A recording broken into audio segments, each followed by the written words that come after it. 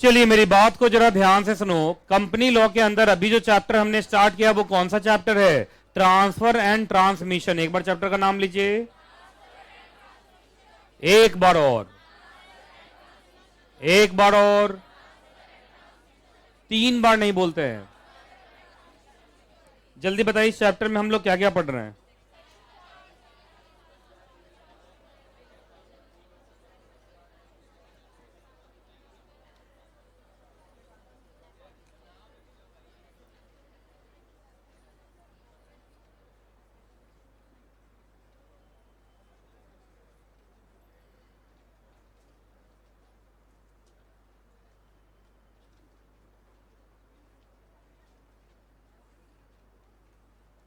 पढ़ लिया?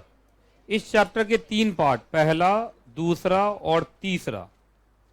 पहला है किसके ऊपर? ट्रांसफर के ऊपर। दूसरा किसके ऊपर है? ट्रांसमिशन के ऊपर। और तीसरा है ई शेयर्स, इलेक्ट्रॉनिक शेयर्स।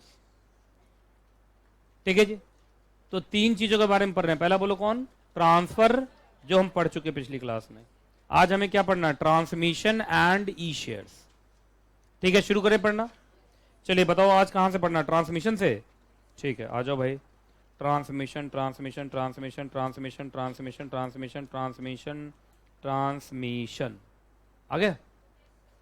चलो एकदम शांत हो जाओ। चलो बोलो हम क्या पढ़ने जा रहे हैं। सबसे पहले ब्रैकेट में लिखो, ये article of association oriented concept है। इसका मतलब इसका कोई भी सेक्शन नहीं है। ये कहां से चलता है? आर्टिकल ऑफ एसोसिएशन से चलता है। इसका मतलब ट्रांसमिशन पे कोई भी क्वेश्चन एग्जाम में आ जाए तो उस क्वेश्चन में पहले चेक करना है कि उस कंपनी का कोई आर्टिकल अलग से तो नहीं है। अगर आर्टिकल अलग से होगा तो उसके आर्टिकल के हिसाब से चलना। अगर उनका आर्टिकल के बारे में कुछ ना बताए, मानना आर्टिकल साइलेंट है, तब जो मैं बता रहा हूं वो समझना। ठीक है, तो चलिए सबसे पहले ट्रांसमिशन होता क्या है? क्या हो गया? कुछ हुआ क्या? ढोलक किसकी शादी है भाई यहां पे? मेरी शादी है, मुझे नहीं पता है। नया कंपनी सेक्रेटरी जब आएगा तब शादी करूंगा, है ना। चलिए, अरे यार पढ़ाना शुरू किया, ढोलक बजना स्टार्ट हो गया। अब सारे बच्चे कहा? ट्रांसमिशन ट्रांसमिशन है। चलिए जल्दी से, हाँ जी, क्या पढ़ने जा रहे हैं हम लोग? क्या पढ़ने जा रहे हैं? ट्रांसमिशन। अच्छा ठीक है, चलो अब ध्यान से सुनो। चलिए अब सुनो, ट्रांसमिशन कुछ नहीं होता है। ट्रांसमिशन भी एक ट्रांसफर है, बस ये अपने आप हो जाता है। मतलब देखिए, सुनिए ध्यान से सुनिए, ट्रांसमिशन भी ट्रांसफर ही है, तभी तो ये ट्रांसफर एंड ट्रांसमिशन एक बार में बोल देते हैं। इस चैप्टर का भी क्या नाम है? Transfer and transmission. तो जो ट्रांसमिशन है वो भी एक ट्रांसफर ही है। ट्रांसफर का मतलब एक पर्सन से दूसरे पर्सन को शेयर ट्रांसफर होगा। बस थोड़ा सा ट्रांसमिशन में क्या, ये ऑटोमेटिक होता है। ऑटोमेटिक क्यों होता है भाई? तो ये ऑपरेशन ऑफ लॉ की वजह से होता है। मतलब कोई इंसान नहीं करता ट्रांसमिशन, वो अपने आप हो जाता है। एक्चुअली यहां पर ज्यादा क्या लगता है? Inheritance law. क्या लगता है? Inheritance law. कंपनीज, इसलिए तो देखा नहीं कंपनीज एक्ट में कोई सेक्शन ही नहीं लिखा। तो यहां जो शेयर ट्रांसमिट होंगे वो ऑटोमेटिक होंगे, due to what? Inheritance law. अब देखिए मैं एग्जांपल दूंगा, अपने आप समझ में आएगा। Transmission is nothing, it is also kind of transfer. बस किसकी वजह से ट्रांसफर हो रहा है? Operation of law. अब मैं एग्जांपल देता हूं ऑपरेशन ऑफ लॉ से कैसे ट्रांसफर होगा। आप देखिए यहां पे, जैसे मान लीजिए कोई इंडिविजुअल है। अब कोई इंडिविजुअल शेयर होल्डर है कंपनी का, क्या है? Individual share holder. और उसका डेथ हो जाए, तो डेथ होने के बाद उसका शेयर किसको ट्रांसमिट होगा? उसके नॉमिनी को। पहले नॉमिनी को ढूंढा जाता है, अगर नॉमिनी नहीं है तो लीगल हायर या लीगल रिप्रेजेंटेटिव, लीगल रिप्रेजेंटेटिव या लीगल हायर। तो देखो एक बात बताइए, यहां पे क्या मरने वाला शेयर ट्रांसफर करके गया है या वो मरा और ऑटोमेटिक हो गया? ऑटोमेटिक हो गया, तो ये हो गया थ्रू ऑपरेशन ऑफ लॉ। यहां भी शेयर ट्रांसफर हो रहे हैं, किसको ट्रांसफर हो रहे हैं? नॉमिनी को, लीगल रिप्रेजेंटेटिव, लीगल हायर्स को। लेकिन क्या ये लोगों के कहने की वजह से या लोगों के एग्रीमेंट की वजह से हो रहा है या ऑटोमेटिक है? ऑटोमेटिक क्यों है? Inheritance law. भारत में इनहेरिटेंस लॉ है जो कहता है किसी के मरने के बाद उसकी प्रॉपर्टी किसको ट्रांसफर होती है? नॉमिनी। और नॉमिनी नहीं है तो लीगल रिप्रेजेंटेटिव या लीगल हायर। अच्छा, क्या सिर्फ नेचुरल डेथ होता है या कॉमर्शियल डेथ भी होता है? कॉमर्शियल डेथ क्या कहते हैं? आदमी जिंदा होता है पर वो इंसॉल्वेंट हो जाता है। आपको मालूम होगा जो इंसॉल्वेंट होते हैं वो कॉमर्स की दुनिया में वो बेकार ही हो जाते हैं, वो किसी भी चीज के लिए मतलब देखा जाए तो कॉम्पिटेंट होते नहीं है। आइए तो सुनो, अगर आप इंसॉल्वेंट डिक्लेयर होंगे तो आपकी प्रॉपर्टी किसको मिल जाएगी? ऑफिशियल असाइनी को या कोर्ट को। तो देखो यहां पर यहां भी शेयर क्या हो गया? ट्रांसफर हो गया, लेकिन किसके थ्रू से हुआ? Insolvency law. कौन सा लॉ? Insolvency law. तो कंपनी लॉ तो कहीं काम ही नहीं कर रहा है, एक जगह इनहेरिटेंस लॉ चल रहा है। यहां पे कौन सा चल रहा है? Inheritance law. और यहां कौन सा लॉ चल रहा है? Insolvency law. जब आदमी इंसॉल्वेंट होता है तो उसकी सारी प्रॉपर्टी उससे ले ली जाती है। कौन लेता है? ऑफिशियल असाइनी या कोर्ट, जो उसका क्या चलवाता होता है? Insolvency proceedings. जैसे आजकल आईबीसी आने के बाद इंसॉल्वेंसी इंडिविजुअल का कौन करवाता है? डीआरटी। कौन करवाता है? Date recovery tribunal. तो डीआरटी ले लेगा तुम्हारा शेयर्स, क्योंकि उसी शेयर्स को बेच के तुम्हारे डेट को पे करेगा ना वो। चलिए, अच्छा, किसी भी कंपनी का शेयर होल्डर सिर्फ इंडिविजुअल हो सकता है या बॉडी कॉर्पोरेट्स भी हो सकते हैं? तो सुनिए, मालूम चला तुम्हारा, ये देखिए, in case of company into liquidation, कोई कंपनी किस में चली गई है? लिक्विडेशन में चली गई है, और वो कंपनी किसी की शेयर होल्डर थी। तो इसका मतलब इस कंपनी ने अगर किसी दूसरे कंपनी का शेयर खरीदा हुआ है तो इसके लिए इस कंपनी के लिए वो एसेट हुआ। अरे इस कंपनी ने मालूम चला किसी 3-4 कंपनी का क्या खरीदा हुआ है? शेयर्स। तो ये कंपनी अपने शेयर्स को क्या दिखाती होगी अपने बैलेंस शीट में? एसेट्स। जब कोई कंपनी लिक्विडेशन में चली जाती है, वाइंडिंग अप में चली जाती है, तो उसके सारे एसेट्स को कौन ले लेता है? लिक्विडेटर। तो उसको बेचता है, बेच के क्या करता है? लाइबिलिटी को पे ऑफ करता है। यही तो होता है वाइंडिंग अप में। तो अगर वो कंपनी है और कंपनी किस में चली गई है? लिक्विडेशन में, तो उसका लिक्विडेशन कौन कर रहा होगा? लिक्विडेटर। तो इसके सारे एसेट कौन ले लेगा? लिक्विडेटर। और एसेट में ही क्या है? शेयर्स। मालूम चला इस कंपनी के बैलेंस शीट को देखा, इस कंपनी ने 20 कंपनी का शेयर खरीदा हुआ है, वो 20 कंपनी का शेयर कौन ले लेगा? लिक्विडेटर। उसको बेचेगा, उससे जो पैसा आएगा उससे सारी लाइबिलिटीज को पे ऑफ करेगा। इसी को तो वाइंडिंग अप बोलते हैं। बात समझ में आएगी नहीं? पहले बताइए आप। तो यहां पर देखिए, यहां पे जो इस कंपनी के जो शेयर कौन ले गया? लिक्विडेटर ले गया। किस लॉ से? वाइंडिंग अप लॉ से। मतलब नॉर्मल कंपनीज एक्ट तो कहीं लगा ही नहीं। क्लियर है जी? तो मैंने आपको इसका मतलब सिचुएशन भी बता दिया। जल्दी बताओ, ट्रांसमिशन के कितने सिचुएशन? 3। पहला बोलो कौन? In case of natural death. बताओ तो शेयर ट्रांसमिट किसको होगा? नॉमिनी नहीं है तो? अगर वो कॉमर्शियल डेथ है, इंसॉल्वेंसी है तो? अगर वो शेयर होल्डर कंपनी है और कंपनी लिक्विडेशन में चली गई है तो उसके शेयर्स कौन ले लेगा? तो समझ गए, इस केस में इसको ट्रांसमिट हो रहा है, इस केस में इसको ट्रांसमिट हो रहा है, इस केस में इसको ट्रांसमिट हो रहा है, और ये सब ऑटोमेटिक हो जाएगा। ये सब क्या हो जाएगा? ऑटोमेटिक। अरे इस तीनों सिचुएशन में कोई खुद थोड़ी चाहेगा। एक बात बताइए, ये आदमी चाहेगा मेरा नेचुरल डेथ हो जाए? ये चाहेगा कि इंसॉल्वेंट हो जाए? ये चाहेगा लिक्विडेशन में चला जाए? तीनों में से कभी वो और कुछ नहीं चाह रहा है, लेकिन सब कुछ हो रहा है। तो ये है बाय ऑपरेशन ऑफ लॉ। होगा ट्रांसफर, तो वो सब जगह ट्रांसफर नहीं हो रहा है, लेकिन थ्रू ऑपरेशन ऑफ लॉ। उसी को क्या बोलते हैं? ट्रांसमिशन। तो transmission is nothing, it is one of the transfer, but due to operation of law, not due to act of parties. Act of parties की वजह से नहीं हो रहा है, due to operation of law हो रहा है। याद रहेगा आपको? ये चार्ट तुम्हारे बुक में बना हुआ है, तभी तो इतना शांति से पढ़ रहे हो, नहीं तो अभी तक तो हथियार निकाल चुके होते तुम लोग। चलो एक काम करो, इतना तो पढ़ना ही पड़ेगा, और जो लाइन बाय लाइन नहीं पढ़ेगा वो बेवकूफ कहलाएगा।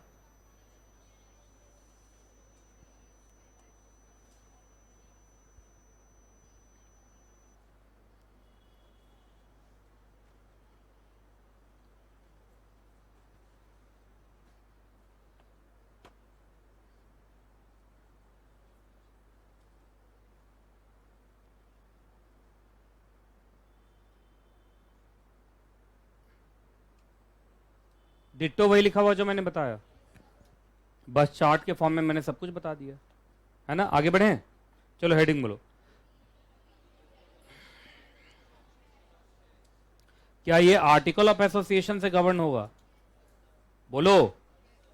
इसका मतलब कंपनीज एक्ट में ऐसा कोई सेक्शन नहीं है। अच्छा एक बात बताइए, जब शेयर ट्रांसफर होता है तो किससे होता है? शेयर ट्रांसफर डीड से। लेकिन यहां ट्रांसमिट जब होगा तो कोई डीड होगा? यहां पे कहां से डीड होगा? आदमी तो मर गया है। अरे यहाँ कोई डीड होगा क्या? कैसे डीड होगा? डीड पर साइन करने वाली मर चुका है। नहीं समझे? जब शेयर ट्रांसफर होता है तो एक ट्रांसफरर होता है, एक ट्रांसफरी होता है, दोनों साइन करता है। यहां तो ट्रांसफरर मर चुका है ना, तो याद रखिएगा no formal instrument of transfer, मतलब कोई यहाँ डीड, इंस्ट्रूमेंट का मतलब डॉक्यूमेंट डीड, बताया था ना, इंस्ट्रूमेंट का मतलब डॉक्यूमेंट डीड। यहाँ कोई शेयर ट्रांसफर डीड होता नहीं है। ब्रैकेट में लिखो क्या है, शेयर ट्रांसफर डीड, क्योंकि ये तो ऑटोमेटिकली हुआ है ना, तो यहाँ डीड वीड कहाँ से आएगा? अरे सोचा समझा रहेगा तब ना कोई डीड खरीद के रखे रहेगा। यहाँ कोई सोचा समझा थोड़ी, आदमी मरा उसका शेयर ट्रांसमिट हो गया किसको, नॉमिनी को। तो यहाँ डीड वीड कुछ भी नहीं होता, यहाँ कोई डीड वीड होता नहीं। कोई दिक्कत? जनरली अगर आपको प्रोसीजर चाहिए किसका, ट्रांसमिशन का, तो आपको क्या देखना चाहिए, उस कंपनी का आर्टिकल ऑफ एसोसिएशन देखना चाहिए जनरली। अब जब मैं जनरली बोलूँ तो मैं कहाँ से ला रहा हूँ, ये टेबल एफ से। आप जानते हैं टेबल एफ क्या है, मॉडल आर्टिकल ऑफ एसोसिएशन। लेकिन अगर किसी कंपनी का अपना आर्टिकल होगा तो फिर वो अपने हिसाब से चलेगी। लेकिन मान लीजिए उसके आर्टिकल में कुछ नहीं लिखा हुआ है, तो आप टेबल एफ को क्या कीजिए, फॉलो कीजिए। टेबल एफ का कहना है कि अगर आप चाहते हैं कि आपका शेयर ट्रांसमिट हो तो आपको कंपनी के पास इतने डॉक्यूमेंट जमा करवाने पड़ेंगे। कंपनी के पास मतलब कंपनी सेक्रेटरी के पास। जैसे मालूम चला कि आपके फेवर में ट्रांसमिट होना, आपके फेवर में क्या होना, शेयर ट्रांसमिट होना है, तो आप कंपनी में जाइए, कंपनी सेक्रेटरी से मिलिए। सेक्रेटरी डिपार्टमेंट का हेड कौन होता है, कंपनी सेक्रेटरी। कंपनी सेक्रेटरी को एप्लीकेशन लगाइए कि साहब ऐसी ऐसी दुर्घटना हुई है हमारे यहाँ, इनकी डेथ हो गई है। अब चूंकि मैं ही इनका नॉमिनी हूँ, मैं ही इनका लीगल हायर, मैं ही इनका लीगल रिप्रेजेंटेटिव हूँ, तो इनके शेयर्स मेरे फेवर में क्या कर दीजिए, ट्रांसमिट। बताओ कौन कौन सा डॉक्यूमेंट मांगेगा, पहले तो एप्लीकेशन लगाओ। कंपनी सेक्रेटरी को क्या लगाओगे, एप्लीकेशन।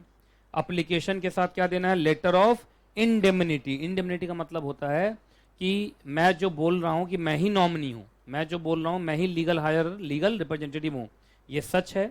अगर बाद में मैं झूठा निकला और उसके वजह से आपको कोई नुकसान हुआ तो उस नुकसान की भरपाई हम करेंगे। इसको बोलते हैं इंडेमनिटी बॉन्ड। क्या बोलते हैं, इंडेमनिटी बॉन्ड। समझ में आ गया? इंडेमनिटी का मतलब कभी आपको नुकसान होगा तो उसकी भरपाई हम करेंगे, भरपाई करने वाला डॉक्यूमेंट होता है, इसको क्या बोलते हैं, इंडेमनिटी।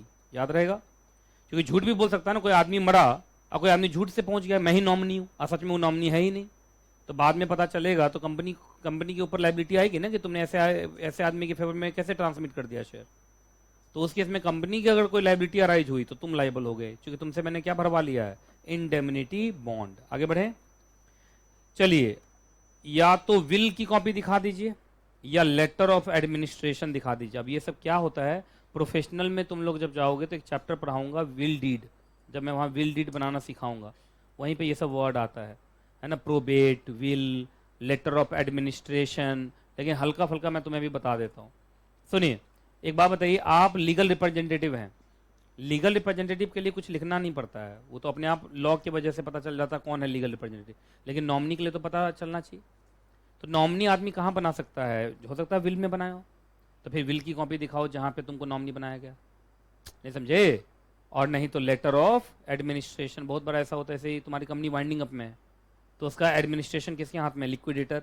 तो लिक्विडेटर क्या दिखाएगा कि ये है लेटर ऑफ एडमिनिस्ट्रेटर, मैं इस कंपनी का क्या बन चुका हूँ, एडमिनिस्ट्रेटर। अब मुझे इस कंपनी का सारा शेयर क्या किया जाए, ट्रांसफर किया जाए। मतलब तुम प्रूव करो कि तुम ही को शेयर ट्रांसमिट होना है या नहीं। आगे एक एनओसी दीजिए अगर बहुत सारे क्लेमेंट हैं तो, जैसे जो आदमी मरा उसके 5 बेटे हैं, आप 5 में से कोई एक कराने गया ट्रांसमिशन, तो बाकी 4 भाई से साइन करा के लाओ, बाकी 4 भाई से क्या करा के लाओ, साइन। क्योंकि बाद में वो खड़े हो जाएंगे कि हमको शेयर दीजिए, हमको शेयर दीजिए, तो हम किसको शेयर देते रहेंगे। नहीं समझे? तो बोलो कौन कौन सा डॉक्यूमेंट चाहिए। तो एक तो एप्लीकेशन चाहिए, और बोलते चलो,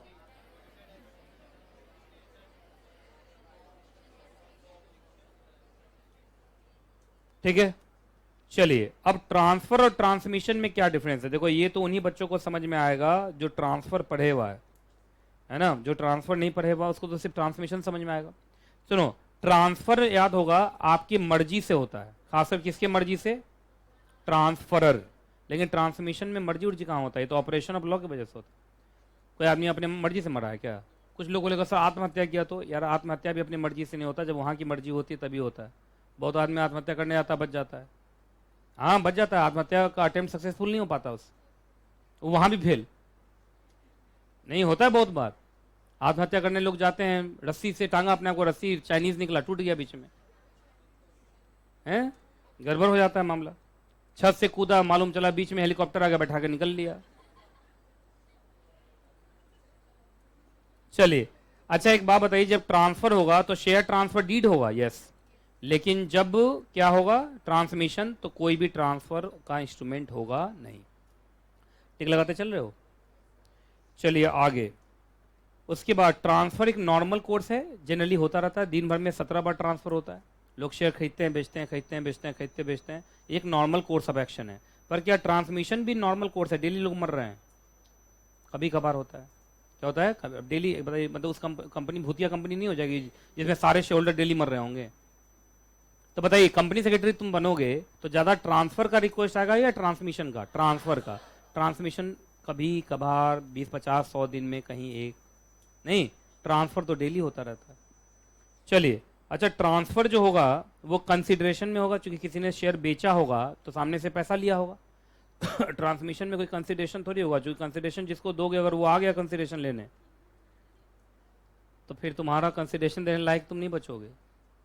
एक बात बताइए, जो शेयर बेचता है वो पैसा लेता है, लेकिन यहाँ जिसका शेयर तुमको ट्रांसमिट हो रहा हो तो मर गया ना, कहाँ से कंसिडरेशन दोगे? वो तो भगवान को चढ़ावा चढ़ गया है, वही कंसिडरेशन है। अगला, अच्छा स्टैम्प ड्यूटी लगेगा ट्रांसफर के केस में? यस, क्योंकि शेयर ट्रांसफर डीड है। अब डीड है तब ना स्टैम्प ड्यूटी है। लेकिन ट्रांसमिशन में जब कोई डीड ही नहीं है, अरे जब कुछ डीड ही नहीं है तो स्टैम्प ड्यूटी कहाँ से देंगे? Stamp duty is liable on instrument, जब कोई इंस्ट्रूमेंट है ही नहीं तो फिर स्टैम्प ड्यूटी कहाँ से? चलो 5 डिस्टिंक्शन मैंने बता दिया, 5 है ना? पांचों तुम लोग बोलो तो एक बार। ट्रांसफर वॉलेंट्री एक्ट है, पर ट्रांसमिशन वॉलेंट्री एक्ट नहीं, ऑपरेशन ऑफ लॉ है। दूसरा बोलो, ट्रांसफर के केस में शेयर ट्रांसफर डीड है, ट्रांसमिशन में ऐसा कोई भी डीड नहीं है। तीसरा बोलो, ट्रांसफर नॉर्मल कोर्स है पर ट्रांसमिशन ओकेजनल है। नंबर 4, ट्रांसफर में कंसिडरेशन होता है, ट्रांसमिशन में कोई कंसिडरेशन होता नहीं है। नंबर 5, ट्रांसफर में चूंकि शेयर ट्रांसफर डीड है तो स्टैम्प ड्यूटी लगेगा, लेकिन ट्रांसमिशन में कोई डीड है ही नहीं तो स्टैम्प ड्यूटी लगेगा कैसे? ठीक है, तो ये 5 पॉइंट ऑफ डिस्टिंक्शन है। 5 स्टार रेटिंग दे दो, एग्जाम में बहुत बार आता है। और एक बार फिर से बोल डालो, 5 पॉइंट। D2H वाला बच्चा लिख के दिखाओ 5 पॉइंट।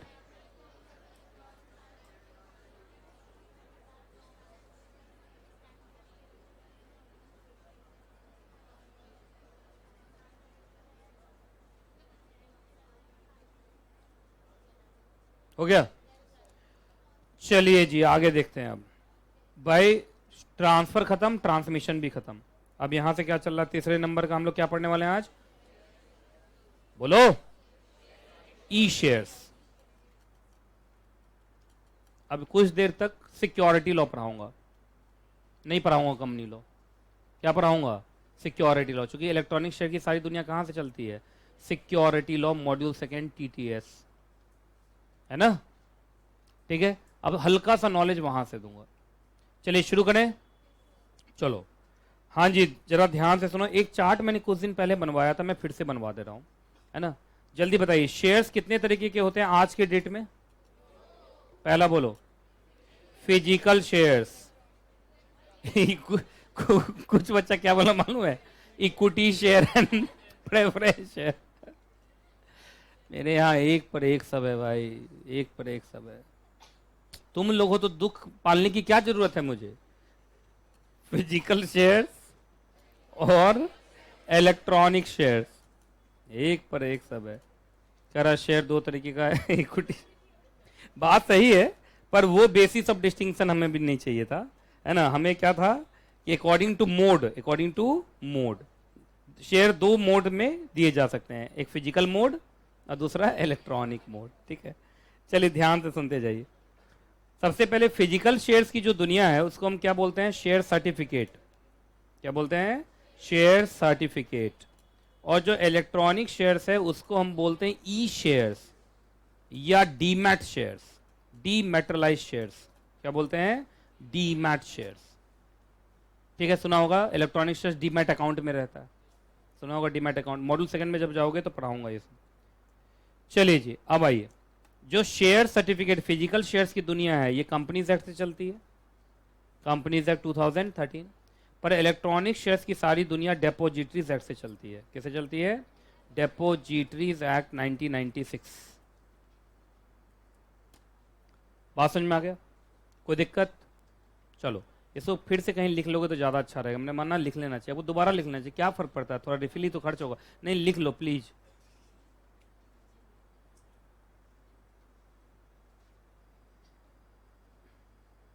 मॉड्यूल सेकेंड, अच्छा अब तो खैर नहीं, नहीं तो गुप्ता सर मिलते तुम लोग को तो प्लीज बोलते हैं ना प्लीज। अब तो खैर शायद न्यू सिलेबस वाले को कहाँ मिलेंगे, वो बहुत कम मिलेंगे, शायद नहीं मिलेंगे। चलिए लिख लिया? जल्दी जल्दी लिखो, छेती छेती, तारा तारीख और छिटो छिटो करो, डू फास्ट। चाइनीज कहीं चुप खाई हुई। जो मैंने बोला वो मुझे समझ में आया, लेकिन मैं दोबारा नहीं बोल पाऊंगा, है ना।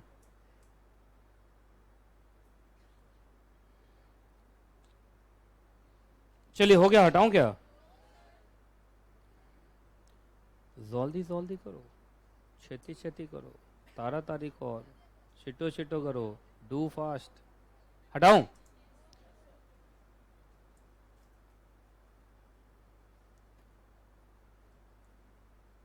ठीक, चलो। अच्छा एक बात बताइए, अब मैं किसके बारे में पढ़ाने वाला हूं, तो आप कंसंट्रेट इस पे करो। चलो बोलो, इलेक्ट्रॉनिक शेयर्स को क्या बोलते हैं और क्या बोलते हैं? डीमैट शेयर्स का फुल फॉर्म डीमेटलाइज शेयर्स, डीमेटलाइज शेयर्स। और ये कहां से चलेगा? ये लोग कंपनीज एक्ट भूल जाइए, कुछ देर के लिए कंपनीज एक्ट भूल जाइए। आप समझिए आप मॉड्यूल सेकंड में पहुंच चुके हैं, सिक्योरिटी लॉ पढ़ रहे हैं आप, शेयर मार्केट के एक्सपर्ट हो गए, राकेश झुनझुनवाला के परिवार से हैं, वॉरेन बफे आपके यहाँ डेली आता है। नाम सुना है वॉरेन बफे का? वॉरेन बफे दुनिया का सबसे बड़ा स्टॉक मार्केट इन्वेस्टर है। ठीक है, तो चलिए अब लाइन बैलेंस शुरू करते हैं, आ जाओ भाई। सबसे पहले देखो लिखा है शेयर्स इन डेपोजिटरी सिस्टम। डेपोजिटरी सिस्टम मतलब वही डेपोजिटरीज एक्ट, इलेक्ट्रॉनिक शेयर्स, ई शेयर्स, डीमैट शेयर्स, ऑल बात आर सेम, सारी बातें सेम। ठीक है, चलो इधर सुनो। अब तुम लोग को थोड़ा इलेक्ट्रॉनिक शेयर्स ऐसे तुम्हारे कोर्स में तो है नहीं, लेकिन मैं पढ़ा के छोड़ूंगा। सुनिए होता क्या है, एक वर्ड होता है डीमेटलाइजेशन, अभी है तुम्हारे कोर्स में, आगे देखना डीमेटलाइजेशन आ रहा होगा, डीमेटलाइजेशन रीमेटलाइजेशन आ रहा है। ठीक है, इधर देखो, इधर देखो। मान लो एक कंपनी है, एक कंपनी है, वो जब भी शेयर्स को अलॉट करेगी ना, तो वो जनरली शेयर सर्टिफिकेट ही देती है। अब वो लोगों के साथ इन्वेस्टर को चाहिए इलेक्ट्रॉनिक शेयर्स, तो इस कंपनी में ताकत नहीं है फिजिकल शेयर्स को इलेक्ट्रॉनिक शेयर्स में बदलने का, तो इस कंपनी को डेपोजिटरी की मदद चाहिए। किसकी मदद चाहिए? डेपोजिटरी। भारत में दो डेपोजिटरी है, एनएसडीएल और सीडीएसएल, नाम सुना है सबका? National Securities Depository Limited, Central Depository Services India Limited. NSDL National Stock Exchange group company है, CDSL Bombay Stock Exchange group company है। भारत में दो ही डिपॉजिटरी है। तो कंपनी क्या करती है, इनसे एग्रीमेंट करती है, किससे? डिपॉजिटरी से, कि तुम मेरे फिजिकल शेयर को कन्वर्ट कर दो इलेक्ट्रॉनिक शेयर्स में, और इसी प्रोसेस को बोलते हैं डीमेटलाइजेशन। तो याद रखना, जितने भी इलेक्ट्रॉनिक शेयर्स होंगे ना, उसको डिपॉजिटरी ने ही कन्वर्ट किया होगा, और इसलिए डिपॉजिटरी एक अकाउंट खोल देता है जिसको बोलते हैं डीमेट अकाउंट, उसी में इलेक्ट्रॉनिक शेयर्स रहता है। तो डीमेट अकाउंट को डिपॉजिटरी अकाउंट भी बोलते हैं, और डीमेट शेयर्स को डिपॉजिटरी शेयर्स भी बोलते हैं। बात समझ में आ गया? और डिपॉजिटरी का जन्म कहाँ होता है? Depositories act 1996। तो याद रखना, दो ही डिपॉजिटरी हैं, एनएसडीएल और सीडीएसएल, और वही भारत में इलेक्ट्रॉनिक शेयर्स की सारी दुनिया को चलाता है अंडर डिपॉजिटरीज एक्ट 1996। कहीं लिखना तो लिख लो इधर ब्रैकेट में, डिपॉजिटरीज एक्ट 1996।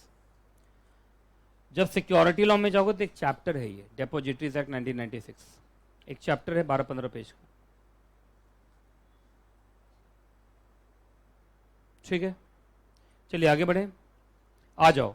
चलो भाई, अब यहां लिखा हुआ है एडवांटेजेस ऑफ डिपॉजिटरी सिस्टम, मैं चाहूं तो इसी को बना दूंगा, देखो क्या, इसी को मैं बना दूंगा difference between electronic shares and physical shares,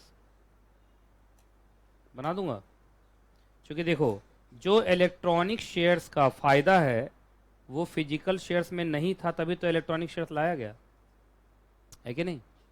तो चलो, तो इलेक्ट्रॉनिक शेयर्स में जो अच्छी चीजें दिखाई देंगी वो फिजिकल शेयर्स का डिसएडवांटेज होगा। आइए शुरू करें, ऐसे बना लिया तुम लोगों ने, क्या पता एग्जाम में क्वेश्चन आ जाए what is the difference between physical shares and electronic shares. ऐसे मेरा खुद का भी एक चार्ट है जो कुछ देर पहले करवाया मैंने, वो भी है और ये भी है, आप सबको जोड़ जाड़ के लिख देना। चलिए शुरू करें। चलो एक बात बताओ, इलेक्ट्रॉनिक शेयर्स कहां रहता है? Demat account. डीमैट अकाउंट क्या होता है, कोई डब्बा होता है या इलेक्ट्रॉनिक अकाउंट होता है? जब बोल रहा हूं शेयर्स इलेक्ट्रॉनिक है तो रहेगा भी तो इलेक्ट्रॉनिक अकाउंट में ना, तो सब कुछ इलेक्ट्रॉनिक, इंटरनेट, कंप्यूटर इसमें रहेगा। हाथ में आएगा इलेक्ट्रॉनिक शेयर्स? कभी हाथ में आएगा तो करंट लगेगा, फिर कभी हाथ में नहीं आएगा। वो क्या होगा, इसे उसका नाम डीमैट, डीमेटलाइज, मटेरियल का मतलब फिजिकल, डी लगा दोगे तो उल्टा हो जाएगा, डीमेटल, समझे? वो इलेक्ट्रॉनिक है। आओ, इलेक्ट्रॉनिक शेयर्स का सबसे बड़ा फायदा होता था no bad delivery of shares. जैसे फिजिकल शेयर्स तुम्हारे घर पे आया, फट फट गया, लेकिन इसमें ऐसा कुछ भी होगा नहीं। इधर क्या लिखोगे, there was a problem, there was a problem of bad delivery. Electronic shares में ऐसा कुछ भी नहीं, वो तो इंटरनेट के थ्रू तुम्हारे डीमैट अकाउंट में आएगा। अगला, no loss of share certificate in postal transit, वही जो मैंने बोला। लेकिन आपको मालूम हो फिजिकल शेयर सर्टिफिकेट चला कंपनी की तरफ से, बीच में पोस्टमैन मालूम चला उसको खो दिया, नहीं। अब इलेक्ट्रॉनिक शेयर्स में ऐसा होगा, इंटरनेट से चला, बीच में इंटरनेट खो गया, कि आएगा ही। No courier postal charges electronic में, पर फिजिकल में तो होता था। Stamp duty on transfer of shares, एक सेक्शन 8A है, लिख लेना, section 8A of Indian Stamp Act, वो कहता है इलेक्ट्रॉनिक शेयर्स पर हम स्टैम्प ड्यूटी नहीं लेंगे। लेकिन फिजिकल शेयर्स पे वो क्या लेते हैं, स्टैम्प ड्यूटी लेते हैं। क्योंकि फिजिकल शेयर सर्टिफिकेट के फॉर्म में होता तो स्टैम्प ड्यूटी लगेगा ना। नहीं, वो दूसरा चीज़ है वो। अब देखो, मैं सेक्शन 8A यहाँ पढ़ाने लगूंगा तो ये चैप्टर बुरा मान जाएगा। तो सेक्शन 8A जब मैं पढ़ाऊंगा तो बताऊंगा इलेक्ट्रॉनिक शेयर्स अगर प्राइमरी मार्केट में है तो है स्टैम्प ड्यूटी, पर इलेक्ट्रॉनिक शेयर सेकेंडरी मार्केट में है तो स्टैम्प ड्यूटी नहीं है। अब देखो, मैंने ये लाइन बोला, बहुत बच्चे को समझ में नहीं आया, क्योंकि ना तो उसको प्राइमरी मार्केट मालूम है ना सेकेंडरी मार्केट मालूम है, तो इसलिए मैंने जानबूझ के इतना लिख के छुड़वा दिया। ठीक है, चलिए आगे चलें। और जो आप स्टैम्प ड्यूटी समझ रहे हैं ना, जो ऑनलाइन शेयर ट्रेडिंग करते हैं, वो ट्रांजैक्शन के ऊपर लेता है स्टैम्प ड्यूटी वो। अगला, much faster payment of sale of shares, या ऑन लिख दो तो। सुनो, शेयर्स बेचोगे ना, इलेक्ट्रॉनिक शेयर्स ऐसे बिकता है, देखो देखो, डीमैट अकाउंट खोलूंगा, है ना, एक बार एंटर मारा, शेयर बिक गया, T+2 डेज में मेरे पास पैसा आ जाएगा। और वो भी T+2 डेज, आजकल T+1 होने वाला है, या हो रहा है बहुत जगह। तो आप बताइए, मतलब अगर आपने मंडे को बेचा शेयर, तो आपको बुधवार के शाम तक या बृहस्पतिवार के सुबह सुबह आपको पैसा आपके अकाउंट में ऑटोमेटिकली आ चुका होगा। पर फिजिकल शेयर्स में तुम लोग को खूब याद होगा, शेयर ट्रांसफर डीड 60 दिन में कंपनी को पहुंचा, फिर कंपनी पुराने का नाम काटी, नए का नाम लिखी, बहुत कहानी है, नहीं।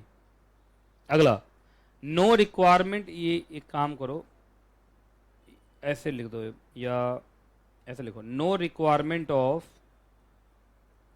इतना तो लिखा ही बात है सर, रहने देते, शेयर ट्रांसफर डीड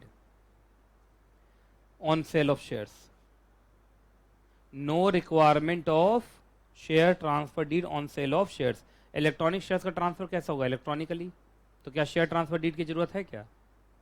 लेकिन on, no requirement of share transfer deed on sale of shares, on sale of shares, on sale of shares.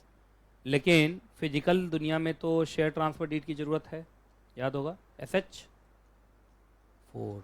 भूल भाल गए तुम लोग, पिछली क्लास में पढ़ाया ना तुम लोग को। अब मार पीट तो करना पड़ेगा क्लास में, ये लोग नहीं मान रहा है, ठीक है। अगला, minimum handling of paper, of paper, of paper, of paper, of paper, of paper, of लिखा, of, minimum handling of paper. Electronic shares में सारे शेयर्स डीमैट अकाउंट में रहते हैं, कोई फिजिकल पेपर होता ही नहीं। एक बात बताइए, सुनो इधर देखो, अगर मैंने 2000 कंपनी का, कितने कंपनी का, 2000 कंपनी का इलेक्ट्रॉनिक शेयर्स खरीदा, तो 2000 कंपनी का इलेक्ट्रॉनिक शेयर डीमैट अकाउंट में तो रहेगा। लेकिन 2000 कंपनी का अगर तुमने फिजिकल शेयर्स खरीदा तो 2000 पेपर होगा, अब 2000 पेपर को मेंटेन करना आसान काम है क्या? बताओ ना, आसान काम है? ये इस बार ग्लास चेंज है, ये क्यों पुराना तोड़ दिया क्या तुम लोगों ने? इतना नजर तुम लोग लगाए कि पुराना वाला मेरा वो टूट गया। क्या चीज? ग्लास। क्या? अब सारा बच्चा कहेगा ये भी टूटेगा। ईम भ्रीम कोल्ड क्रीम हम नजर लगा रहे हैं? ईम भ्रीम कोल्ड क्रीम। चलिए, कुछ लोग तो ये ऑरेंज देख देख ना, काश हमें, ऊपर से गर्मी लग रही है, ओहो ठंडा ठंडा हमें मिल जाता तो आज हम गटक जाते हैं। घर से क्यों नहीं लाते हो? बेइज्जती कर रहे हैं आप हमारा। अच्छा गर्म हो जाएगा।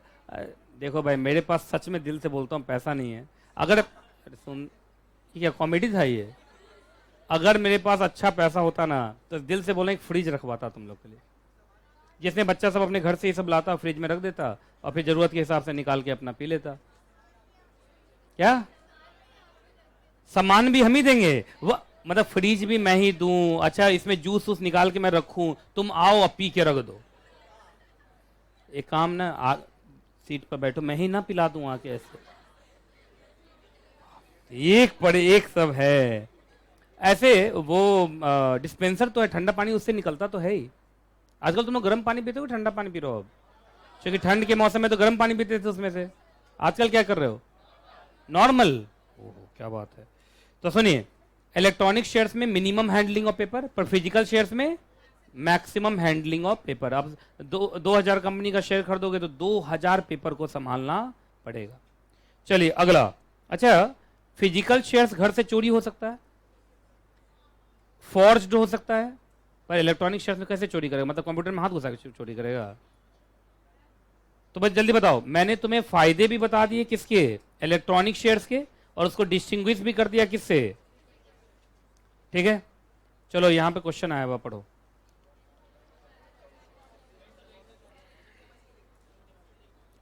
क्या है? What are the benefits of depository system? यही नहीं तो सीधा ऐसे नहीं, पहले तुमको बताना शेयर दो तरीके का होता है, फिजिकल शेयर्स एंड इलेक्ट्रॉनिक। और थोड़ा सा दो दो लाइन तुम लोग को अलग से चार्ट में लिखवाया, कंपनीज एक्ट, डिपॉजिटरीज एक्ट, सब नहीं बताया तुम्हें? उतना लिख के शुरू करना। चलिए हेडिंग बोलो। जो नहीं बोला बेवकूफ है। अभी भी जो नहीं बोला बेवकूफ है।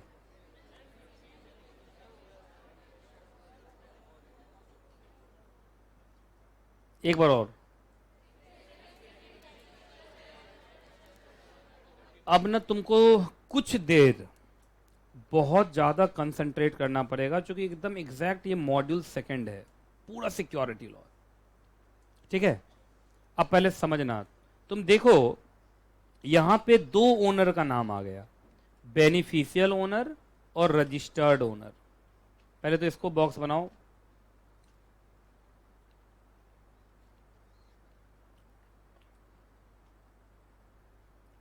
तुमको सफोकेशन सी हो रही है, तुम पीछे चले जाओ, पीछे वाले सीट पे चले जाओ, इसको पीछे ले जाओ। मैं कोई बात नहीं, तुम पीछे वाले सीट पे चले जाओ ना, इसको पीछे वाले ले जाओ। कोमल इसको पीछे वाले सीट दे दो। आप बैठ जाइए, सही बोल रहा हूँ, सफोकेशन हो रहा है तो सीट चेंज कीजिए जरूर। पीछे वाले सीट, इसको सीट दो, बच्चा परेशान है तब। चलो हाँ जी, जरा ध्यान से सुनो जो मैं बोल रहा हूं। कितने तरीके के ओनर हैं? दो। एक बहुत बढ़िया चार्ट बनाने जा रहा हूं, उसको अच्छे से समझना, एकदम शांत रहो, कुछ ही देर की बात है, थोड़ी गर्मी लग रही है, कुछ देर के बाद तो छुट्टी हो जाएगी, है ना? हाँ, तो आप सुने, एक्चुअली तुम लोग पढ़ते समय ही कंफर्ट खोजते हो। अभी मैं यहाँ पार्टी करा दूं, पसीना पसीना हो जाओगे, फिर डांस करना नहीं छोड़ोगे। अभी एस्टैब्लिशमेंट डे हुआ था, एक बच्चा मुझे मिला हेड ऑफिस पर, हेलो सर ऐसे कर रहा था, मतलब आवाज नहीं निकल रहा था, पूरा कपड़ा नीचे से ऊपर तक भींग चुका था। सबसे इंपॉर्टेंट है पॉइंट ऑफ व्यू, पीओवी। आप जब पढ़ाई करते हैं तो छोटे छोटे बातों से आप घबराते हैं, लेकिन वही अभी पार्टी करने लगे तो ये गर्मी उर्मी कुछ नजर नहीं आएगा। वही वाली बात, जुनून। क्या है? जुनून।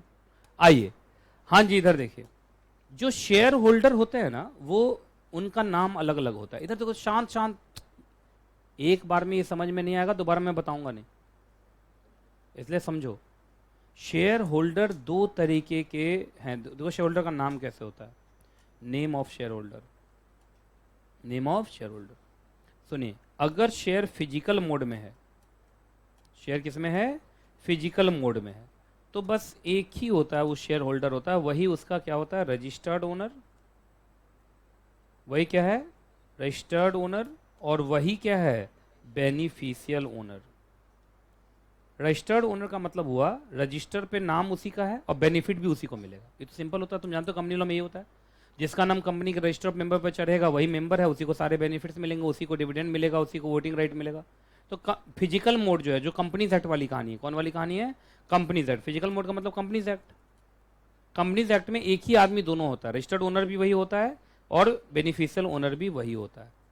लेकिन मतलब ये जो शेयर होल्डर होगा यही दोनों चीज होगा, जो शेयर होल्डर होगा वही दोनों चीज कहलाएगा, रजिस्टर्ड ओनर भी वही कहलाएगा, बेनिफिशियल ओनर भी वही कहलाएगा। लेकिन डेपोजिटरी मोड में, कौन से मोड में, डेपोजिटरी मोड का मतलब हो गया इलेक्ट्रॉनिक मोड। कौन सा एक्ट, डेपोजिटरीज एक्ट। इसमें जो तुम्हारा शेयर होल्डर है ना, जो कौन है शेयर होल्डर, ये दो नाम से है। अब देखो, एक है तुम्हारा रजिस्टर्ड ओनर, क्या है, रजिस्टर्ड ओनर। रजिस्टर्ड ओनर हमेशा होता है डेपोजिटरी। कौन होता है, डेपोजिटरी। और जो तुम्हारा बेनिफिशियल ओनर है, क्या है, बेनिफिशियल ओनर, वो होता है शेयर होल्डर। वो कौन होता है, शेयर होल्डर। मैं समझाऊंगा पहले इसका मतलब क्या है, पहले इसको उतारिए फिर समझाता हूं।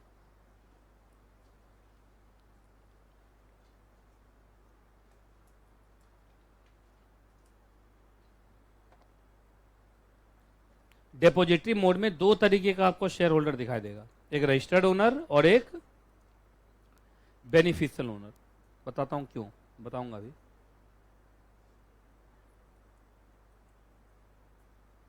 अच्छा रुक जाओ, रुक जाओ, 2 मिनट रुक जाओ, पहले जल्दी इसको उतारो।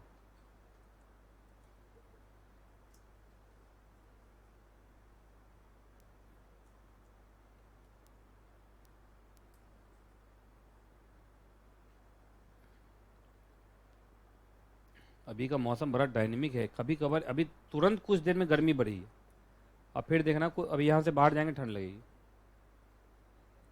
ठंड नहीं लग रही है। देखो भाई एक बात मैं तुम लोग को बता दूं, मैं गर्मी के मौसम में भी ये दो फैन नहीं चलवाता हूँ जी, ये दोनों। तो तुम लोग अपना अपना रास्ता देख लेना भाई, जिसको गर्मी ज़्यादा लगे। मेरे आसपास बैठोगे, मेरा एक चीज़ मानना है, एसी चलता रहता है, मैं पंखा नहीं चलाता। पंखा ना आदमी को स्लो करता है, और मैं पढ़ाता रहता हूँ, मैं कभी स्लो नहीं होना चाहता। एक बात हमेशा याद रखें, comfort and success are mutually exclusive. या तो आप कंफर्ट लेते हैं लाइफ में या सक्सेसफुल होते हैं, दोनों एक साथ नहीं होता।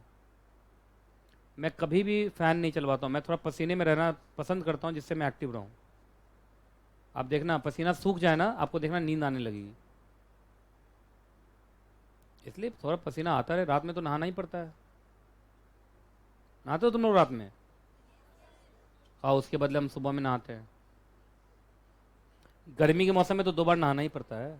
वो भी दिल्ली जैसे जगह पे रहोगे, यहाँ इतना पॉल्यूशन है कि बस सुबह साफ, रात तक गंदे हो जाते हैं हम।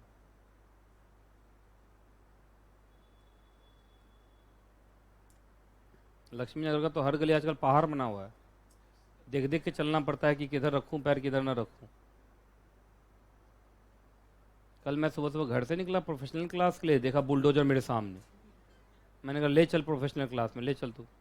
बैठ जाता हूँ उसी में। नहीं होता ऐसे, आगे ऐसे निकला हुआ होता है। जेसीबी था, बुलडोजर था, वो जेसीबी था। जेसीबी बुलडोजर तो एक ही जैसा होता है, अलग अलग होता है। अच्छा, हम लोग को क्या पता, हम लोग तो सबको खड़े होकर देखते हैं। चलिए हटाऊं। अरे कितना बड़ा है जो तुमको लिखने में दिक्कत हो रहा है यार।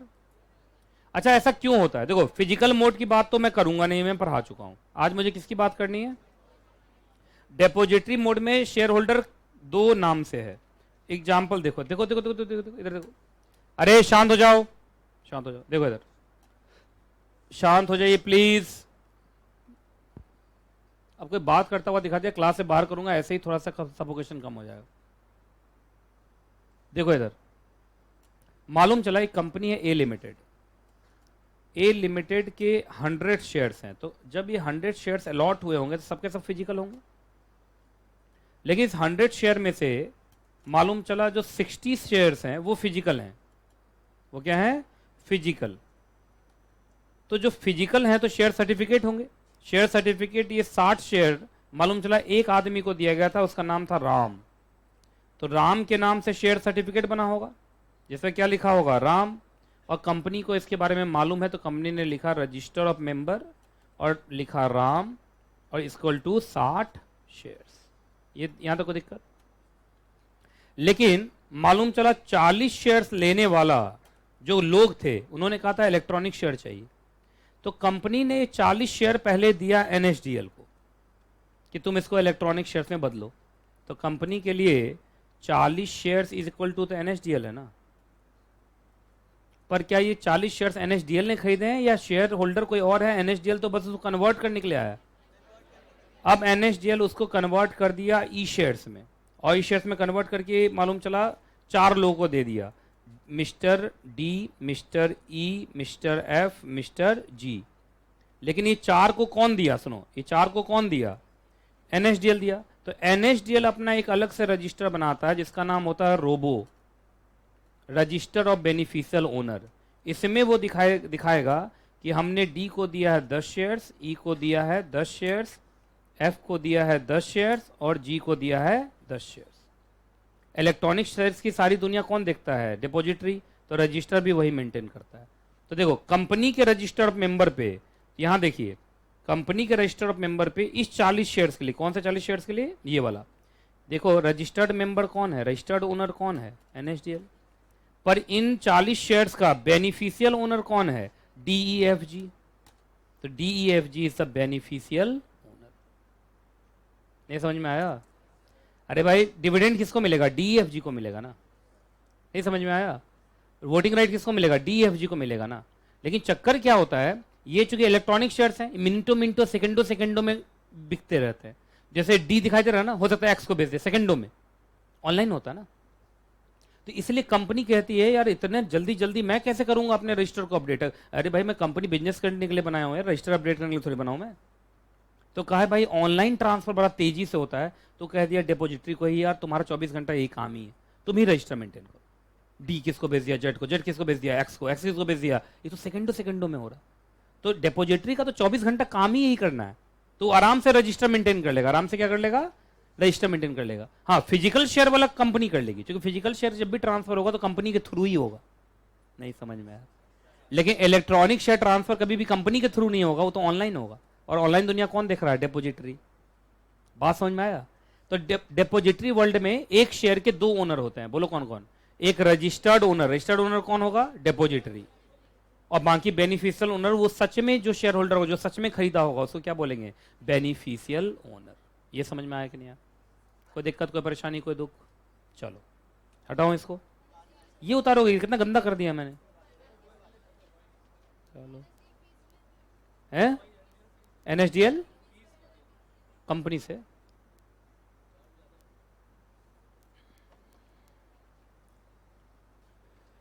अब इतना घटिया चार्ट भी उतारते हो क्या तुम लोग? उतारो।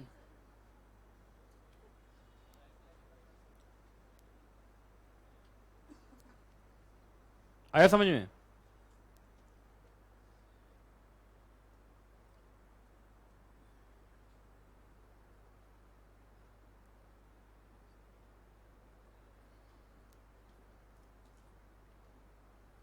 आरओएम का मतलब रजिस्टर ऑफ मेंबर, और ROBO register of beneficial owner.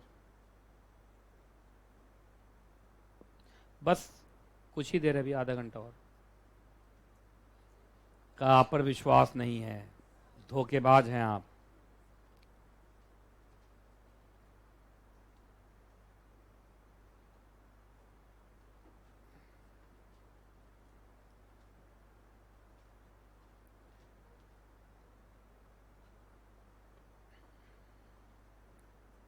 अगली क्लास से फैन और तेज करा दूंगा, पर ये दोनों नहीं, ये दोनों तो नहीं कराऊंगा मैं। तो भाई मैं गर्मी में रहना पसंद है मुझे, कम से कम एक्टिव तो रहता हूँ।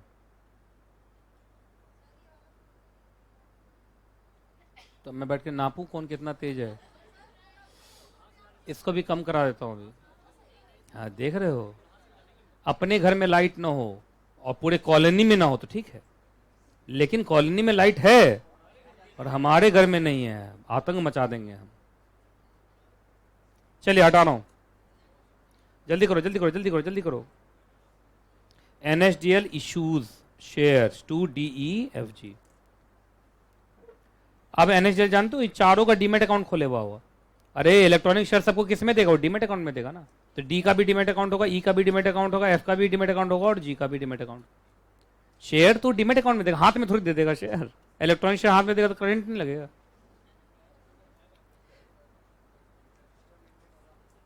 हाँ रजिस्टर मेंटेन बोला नहीं, ये रोबो मेंटेन कर रहा है। डिपॉजिटरी क्या मेंटेन करता है, रोबो। कंपनी क्या मेंटेन करती है, रोम। जी सुनो, डिपॉजिटरी के लिए कंपनीज क्या होती हैं, क्लाइंट्स। जैसे एक कंपनी आई, मेरा इलेक्ट्रॉनिक शेयर बना दो, तो उसके लिए अलग रजिस्टर। दूसरी कंपनी आई, मेरा इलेक्ट्रॉनिक शेयर बना दो, तो उसके लिए अलग रजिस्टर। यही उनका बिजनेस है, यही उनका क्या है, बिजनेस ने डिपॉजिटरी। वो फिजिकल शेयर को डिपॉजिट के फॉर्म में ले लेते हैं, उसके बदले क्या दे देते हैं, इलेक्ट्रॉनिक शेयर। नहीं समझे तुम। देखो ये 40 शेयर्स का शेयर सर्टिफिकेट किसके पास होगा, डिपॉजिटरी के पास। और डिपॉजिटरी उसके बदले क्या इशू कर दिया, इलेक्ट्रॉनिक शेयर। तो हो गया डिपॉजिटरी, क्या हो गया, डिपॉजिटरी। फिजिकल शेयर्स का डिपॉजिट लेता है, उसके बदले इलेक्ट्रॉनिक शेयर्स देता है।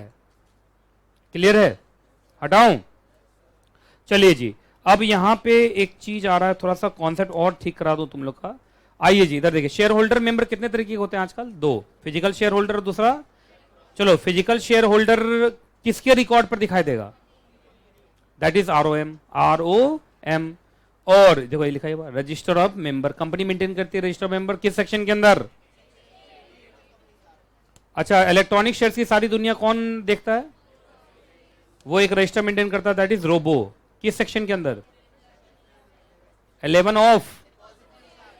अच्छा एक बात बताओ, जब तुम कंपनी सेक्रेटरी बनोगे और तुम कंपनी में ऑडिट करने जाओगे, जानते हो ना सेक्रेटरियल ऑडिटर है हम लोग क्या है, सेक्रेटेरियल ऑडिटर। इधर देखो हाँ जी, सेक्रेटेरियल ऑडिटर। ध्यान सुनिए, हम कंपनी के अंदर घुसे, हम कहेंगे मेंबर के बारे में बताओ भाई, तो वो कंपनी एक रजिस्टर देगी कि दो रजिस्टर देगी। एक तो अपना रजिस्टर मेरे सामने रख देगी, इससे मैं क्या चेक करूंगा, इससे फिजिकल शेयर होल्डर कितने हैं। अब मैं पूछूंगा कि इसमें NSDL के सामने लिखे हुए 1 लाख शेयर, 1 लाख शेयर का रिकॉर्ड दिखा, तो तुरंत वो NSDL को हेलो, वो रोबो भेजिए, तो रोबो भेजा। इस दोनों को अगर मैं मिला दूं तो क्या ये कंप्लीट रजिस्टर मेंबर आ गया मेरे पास, बोल ही नहीं रहा ये लोग। तो ये देखो मैंने मिला दिया, देखो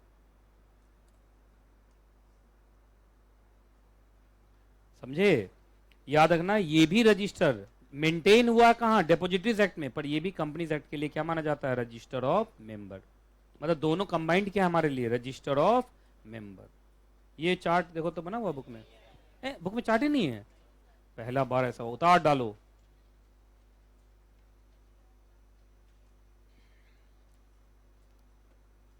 बस अब कुछ ही देर, आधा घंटा और।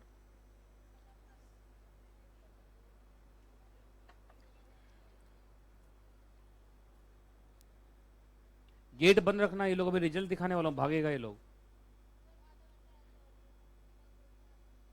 अच्छा ऐसा है क्या, ऐसा हो रहा है। अच्छा ऐसा क्या,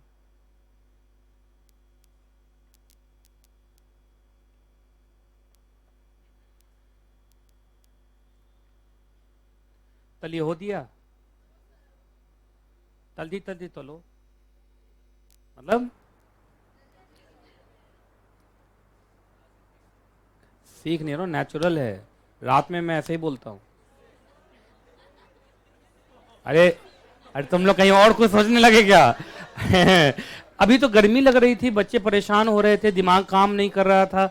अभी ये दिमाग कैसे काम करने लगा है कि बाबू थाना थाया, मेला बाबू थाना थाया, ये ना। हम लोग के लिए ऐसा कुछ भी नहीं है, हम लोग तो रात में भी पढ़ाई करते रहते हैं।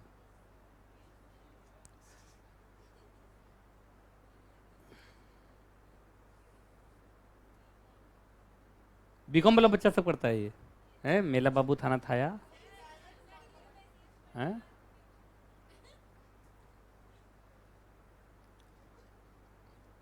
गांव में बोल देगा मेला बाबू थाना थाया, तो कहा पिताजी खाना खाए कि नहीं। बाबू का मतलब तो वहां क्या होता है, पिताजी। ऐसे बाबू बहुत जगह बोलते हैं, बहुत लोग ऐसे भी बोलते हैं किसी को कि और नितेश बाबू क्या हाल चाल, बोलते हैं बहुत लोग। हाँ, ये इज्जत से बोलते हैं। लेकिन दिल्ली में आते ही इसका इंटरप्रिटेशन ही बदल जाता है। मेला बाबू थाना थाया। चलिए, हो गया, हटाऊं?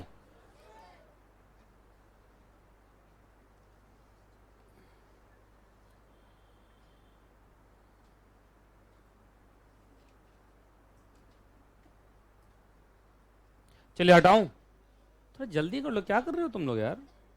देखो भाई, मुझे मत बोलना, ये आधा घंटा जो मैं बोल रहा हूँ ये सब माइनस करके, क्योंकि ये मैं क्यों कंसीडर करूंगा, ये मैं पढ़ा थोड़ी रहा हूँ, बैठा हुआ हूँ पढ़ाते हुए का आधा घंटा। हटाऊं क्या? चलिए जी, अब आ जाओ, हेडिंग बोलो, हेडिंग बोलो जल्दी। अच्छा एक बात, तो रजिस्टर्ड ओनर कौन होता है? डिपोजिटरी लिखो यहाँ पे। अरे रजिस्टर्ड ओनर डिपोजिटरी होता है ना, और beneficial owner real share holder. Real share holder मतलब एक्चुअल शेयर होल्डर। रियल से अच्छा क्या वर्ड रहेगा, एक्चुअल। एससीएच लिखूं तो शेयर होल्डर समझने का। ठीक है जी, लिखा। चलो अब मैं तुमसे पूछता जाता हूं, जवाब देते जाओ। दोनों में डिफरेंस क्या है? रजिस्टर्ड ओनर वो है जिसका नाम कहां डाला गया, रजिस्टर ऑफ मेंबर पे। Register of issuer, actually security law में ना कंपनी को इशूअर बोलते हैं। कंपनी को क्या बोलते हैं, इशूअर, क्योंकि वो इशू करते हैं ना शेयर्स, इसलिए इशूअर। तो ये हो गया आरओएम। लेकिन एक बात बताओ, जो बेनिफिशियल ओनर होता है उसका नाम रजिस्टर ऑफ मेंबर पे होता है या register of beneficial owner, maintained by depository. वाह, एकदम सही उत्तर। आगे बढ़े। अच्छा, जो रजिस्टर्ड ओनर होते हैं क्या उसके पास कोई वोटिंग राइट होगा या डिविडेंड राइट, ये सब ना? अरे वो तो सिर्फ नाम के लिए। लेकिन जो बेनिफिशियल ओनर होंगे सारे राइट्स उसी को मिलेंगे, सारे बेनिफिट्स उसी को मिलेंगे। चलिए, जो रजिस्टर्ड ओनर हैं क्या वो ट्रांसफर कर सकता है? ओनरशिप करेगा, लेकिन किसके बिहाफ पे करेगा? लेकिन बेनिफिशियल ओनर तो अपने आप के लिए करेगा। दोनों में डिफरेंस नहीं है। चलिए आगे देखें। अब आ जाओ फंजिबिलिटी ऑफ शेयर्स, इसको हम पढ़ेंगे कुछ देर के बाद। पहले हम पढ़ लेते हैं डीमेटलाइजेशन एंड रीमेटलाइजेशन, उसके बाद हम पढ़ेंगे फंजिबिलिटी, उसके बाद खत्म ही है क्या? अरे बाबा क्या बात है। आइए, चलो क्या पढ़ने जा रहे हैं, डीमेटलाइजेशन एंड रीमेटलाइजेशन। इधर देखो, इधर देखो, इधर देखो, इधर देखो, सुनिए। मटेरियल का मतलब होता है फिजिकल, या फिजिकल का मतलब होता है मटेरियल। और इंग्लिश का एक जनरल रूल है, किसी भी वर्ड के पहले डी लगा दोगे उल्टा हो जाएगा वो। क्या हो जाएगा? उल्टा। देखो जैसे बोलो, जैसे कुछ एग्जांपल, अग्री, डिसअग्री, और बोलो centralisation, decentralisation, honest, dishonest, advantage, disadvantage, है मेरिट, डीमेरिट, उल्टा होता है। और हिंदी में अ होता है, इफेक्ट डिफेक्ट। अच्छा, हिंदी में अ लगा दोगे ना, अ, जैसे सहमत हूं, असहमत हूं, जानते हो? है सफलता, असफलता, जानते हो? तो देखो भाई, मैंने आउट ऑफ सिलेबस जाके कुछ इंग्लिश हिंदी भी पढ़ा दिया है। कोमल फीस ले लेना सबसे जाते हुए 10-10 रुपया। ठीक है, चलिए। अब यहाँ पे मटेरियल जब बोल रहा हूं तो कौन सा शेयर है? शेयर सर्टिफिकेट है। सर्टिफिकेट मटेरियल होगा ना? अरे सर्टिफिकेट मटेरियल होगा ना? उसको डी करूंगा, डी का मतलब डिस्ट्रक्शन, डी का मतलब डिस्ट्रक्शन, उल्टा कर देगा। तो डीमेटलाइजेशन करूंगा, इसका मतलब फिजिकल शेयर्स को बदलूंगा इलेक्ट्रॉनिक शेयर्स में। तो आइए, dematerialisation is a process by which physical shares is converted into electronic shares. अच्छा, रीमेटलाइज करा सकते हैं, मतलब डीमेटलाइज है वापस फिजिकल शेयर्स में। तो rematerialisation is the process of conversion of electronic shares into physical shares. तो ये दो प्रोसेस समझ में आया? अरे बोलो जल्दी से। चलो, व्हाट इज डीमेटलाइजेशन?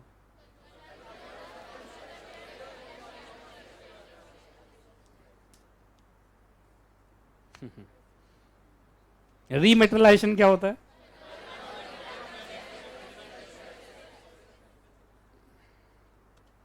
बोले हो ना? चलो ठीक, अच्छा है। मजा तो अब है, अब बोलो व्हाट इज डीमेटलाइजेशन?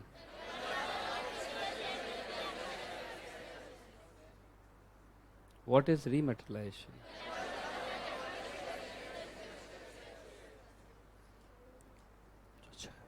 अच्छा है। चलो अच्छा एक बात बताओ, क्या डीमेटलाइजेशन मैंडेटरी है या ऑप्शनल है?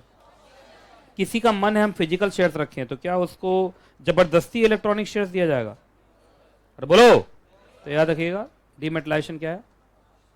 बहुत लोग ऐसे दुनिया में होते हैं जिनको इलेक्ट्रॉनिक वर्ल्ड पे विश्वास नहीं है, वो आज भी संदूक में, संदूक समझते हैं, वो अपना फिजिकल शेयर सर्टिफिकेट लेमिनेशन करा के रखते हैं। जी है, ऐसे लोग होते हैं दुनिया में। आज भी बहुत सारे लोग होते हैं जो अपने घर में ही पैसा रखते हैं, बैंक में नहीं रखते। आज भी बहुत सारे लोग हैं बैंक में तो रखते हैं लेकिन वो इंटरनेट बैंकिंग स्टार्ट नहीं करते। तो हैं भाई, बहुत लोग ऐसे हैं जिनको इलेक्ट्रॉनिक वर्ल्ड पे विश्वास नहीं है। तो ये ऑप्शनल है, मन है तो रखिए, नहीं मन है तो मत रखिए। आप चाहें तो फिजिकल शेयर्स भी रख सकते हैं, इसमें कोई दिक्कत वाली बात नहीं है। डिमेटलाइजेशन हो गया, रिमेटलाइजेशन हो गया। तो बच्चों को लग रहा होगा सर थक गए, लग रहा आवाज़ जा रही है सर की, ऐसा कुछ भी नहीं है। आइए चलिए, डिमेटलाइजेशन का प्रोसेस और रीमेटलाइजेशन का प्रोसेस एग्जाम में आ सकता है। चलिए भाई पहले हम पढ़ते हैं किसका प्रोसेस, डिमेटलाइजेशन का प्रोसेस। देखते जाओ सुनते जाओ। आइए, अच्छा अगर तुम डिमेटलाइज कर रहे हो तो फिजिकल शेयर्स को इलेक्ट्रॉनिक शेयर्स में बदलवाओगे। तो जब इलेक्ट्रॉनिक शेयर्स में बदल जाएगा तो तुम्हारे हाथ में आएगा इलेक्ट्रॉनिक शेयर्स कि डिमेट अकाउंट में आएगा। तो पहले डिमेट अकाउंट खुलवाओ। डिपॉजिटरी देखो ना, ओपन अकाउंट, अकाउंट के ऊपर लिखो डिमेट अकाउंट। डीपी का मतलब डिपॉजिटरी पार्टिसिपेंट। डीपी का मतलब डिपॉजिटरी पार्टिसिपेंट। कभी भी डिपॉजिटरी तुमसे डायरेक्टली डील नहीं करेगा, उसके बहुत सारे एजेंट होते हैं जिसको हम बोलते हैं डिपॉजिटरी पार्टिसिपेंट। जैसे शेर खान, नाम सुना है? एंजल ब्रोकिंग, नाम सुना है? ये जितने भी स्टॉक ब्रोकर्स हैं ना, सब डीपी के रूप में रजिस्टर्ड हैं। चलिए, अच्छा उसके बाद तुम जाना डीपी के ऑफिस में जाना और वहां जाके क्या डालना, डीआरएफ।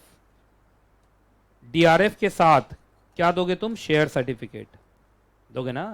अरे शेयर सर्टिफिकेट को बदलवाना है ना इलेक्ट्रॉनिक शेयर्स में, तो शेयर सर्टिफिकेट जमा करना पड़ेगा। चलो, उसके बाद जो डीपी है, डिपॉजिटरी पार्टिसिपेंट, वो इंटीमेट करेगा अपने डिपॉजिटरी को। डीपी तो एजेंट है ना, प्रिंसिपल कौन है, डिपॉजिटरी। तो डीपी इंटीमेट करेगा किसको, डिपॉजिटरी को। डिपॉजिटरी किसको इंटीमेट करेगा, कंपनी को। रजिस्ट्रार इशूअर कंपनी, कंपनी दोनों को मिलाकर तुम कंपनी लिखो। तुमको नहीं पता है आरटीए ओटीए के बारे में, ये सिक्योरिटी लॉ का वर्ड है, तुम्हारे लिए वो कंपनी है।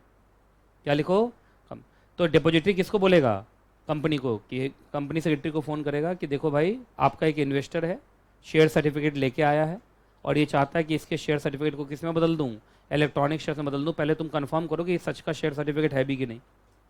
डीपी क्या भेजेगा, शेयर सर्टिफिकेट भेजेगा। डीआरएफ भेजेगा किसको, कंपनी को। जरा चेक करके बताओ ये सच का शेयर सर्टिफिकेट है या नहीं।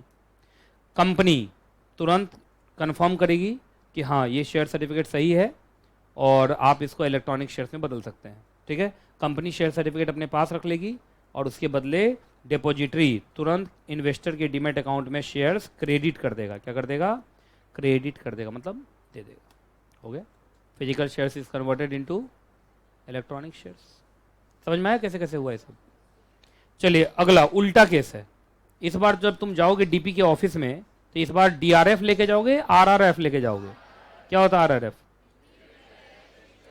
क्या इसमें कोई शेयर वेयर देने की जरूरत कुछ नहीं, क्योंकि तुम उसी डीपी के यहाँ डीमेट अकाउंट में तुम्हारा शेयर ऑलरेडी पड़ा हुआ है।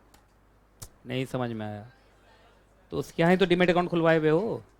ठीक है, डीपी किसको बोलेगा, अपने डिपॉजिटरी को बोलेगा। डिपॉजिटरी किसको बोलेगा, कंपनी को बोलेगा। कंपनी आरआरएफ, डीपी आरआरएफ भेज देगा कंपनी को, जिससे कि कंपनी को विश्वास हो जाए कि हाँ मेरे शेयर होल्डर ने रीमेटलाइजेशन का रिक्वेस्ट डाला है। तुरंत कंपनी क्या छपवाएगी, शेयर सर्टिफिकेट, और इन्वेस्टर के घर पे भेज देगी। ठीक है, फिर कंपनी बता देगी किसको, डिपॉजिटरी को। डिपॉजिटरी तुरंत तुम्हारे डीमेट अकाउंट को क्या कर देगा, डेबिट कर देगा। डेबिट का मतलब वहां से इलेक्ट्रॉनिक शेयर्स डिलीट कर देगा। समझ में आया कि नहीं आया? ठीक है, अभी खत्म नहीं हुआ है, पीछे बचा हुआ है, मालूम है ना। आ जाओ भाई, फंजिबिलिटी जल्दी से पढ़ो, 3 लाइन है।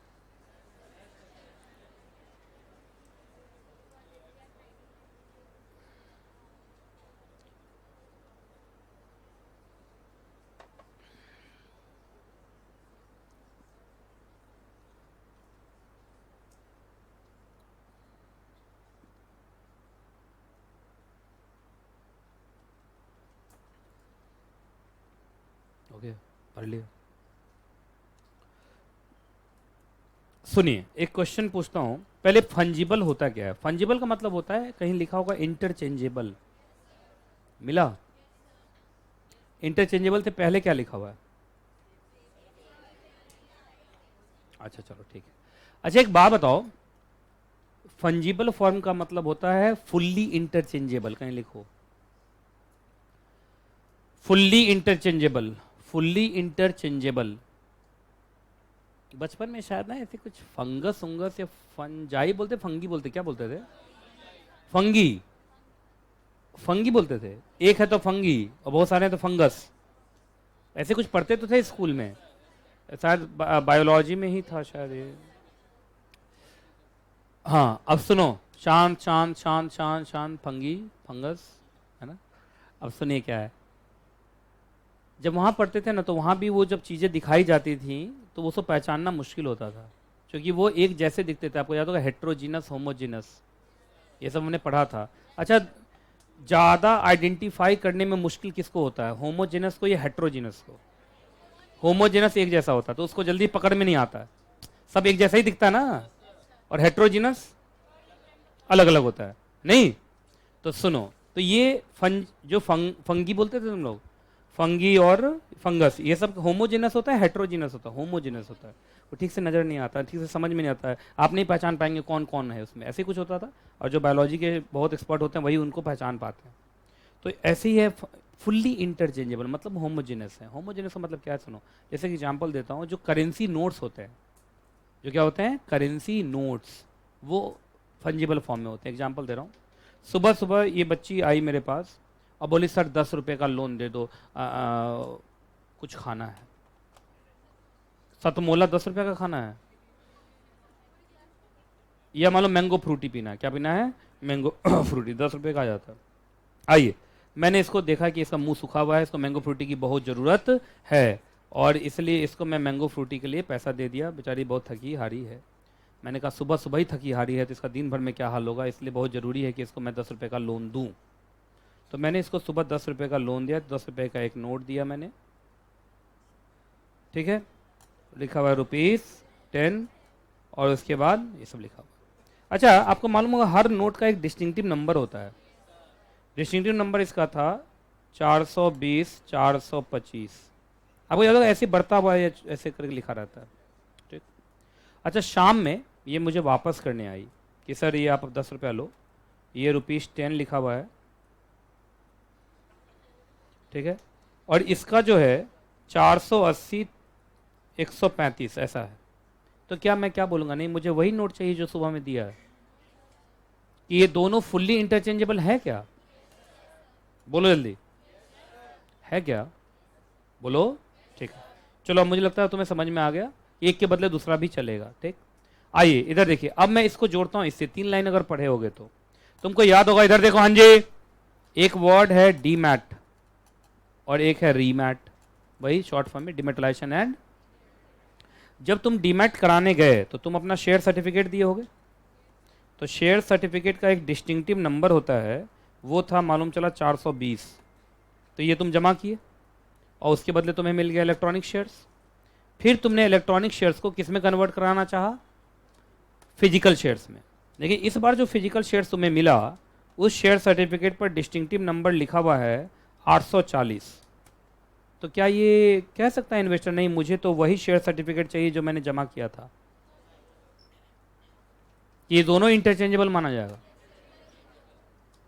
जरा पढ़ के देखो तो ये लिखा हुआ है, क्या लिखा हुआ है देखो, यहाँ the investor loses the right, important word क्या है, loses the right to obtain the exact share certificate. Share certificate लिखो, शेयर सर्टिफिकेट, अरे लिखो शेयर सर्टिफिकेट, सिर्फ सर्टिफिकेट से क्या समझोगे, शेयर सर्टिफिकेट लिखो। That they surrender at the time of entry into depository. Entry into depository मतलब dematerialisation. अरे जब तुम डीमेटलाइजेशन करते हो तो पहली बार एंट्री करते हो ना इलेक्ट्रॉनिक्स वर्ल्ड में, फिजिकल शेयर को इलेक्ट्रॉनिक शेयर में बदलोगे तो पहली बार डिपॉजिटरी की दुनिया में घुसे ना तुम। तो eight the time of entry का मतलब डीमेटलाइजेशन। डीमेटलाइजेशन के टाइम में जो भी शेयर सर्टिफिकेट दिए वही तुम्हें वापस मिले ऐसा जरूरी नहीं, क्योंकि सारे शेयर्स क्या होते हैं, फंजिबल। क्या होते हैं, फंजिबल। 420 नंबर का शेयर सर्टिफिकेट और 840 नंबर का share certificate are fully interchangeable. बात समझ में आई कि नहीं आई? इसी के साथ ये चैप्टर होता है KHATAM खत्म। ठीक है, चलिए जी, अब बारी है